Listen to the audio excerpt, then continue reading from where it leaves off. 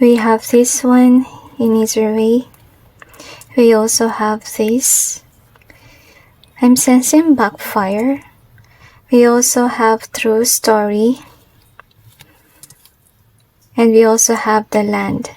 So gusto sabihin ng Panginoon na huwag kang mag-alala masyado about sa iyong haters. Dapat maging focus ka sa inyong work.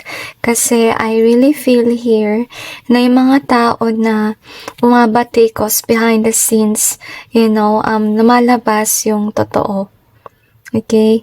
And I feel here na lumalabas yung katotohanan by you doing your task.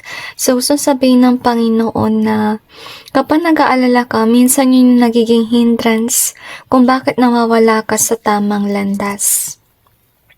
So, we have this one. We also have this.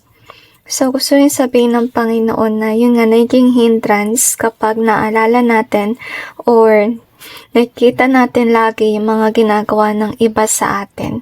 Okay? So, gusto sabihin ng Panginoon na huwag kang masyadong mag-alala. Huwag mo masyadong isipin na makaka-apekto yan and so on kasi lalo lang madidiin yung sakit sa iyong puso.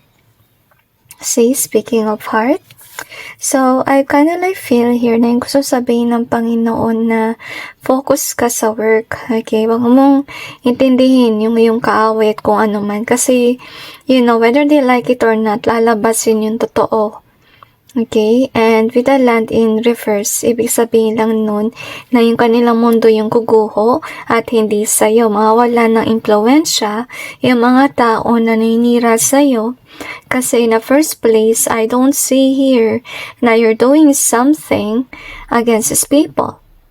Okay? And remember that the actions speak louder than words. Kung makita ng mga tao na, you're not doing something bad, they will come to realize na yung mga tao na hinira sa'yo, they are somebody that's speaking the wrong things. Okay, so I feel like what you need to do here is to let go and let God. Focus on your work, and that's it, guys, and God bless all of you.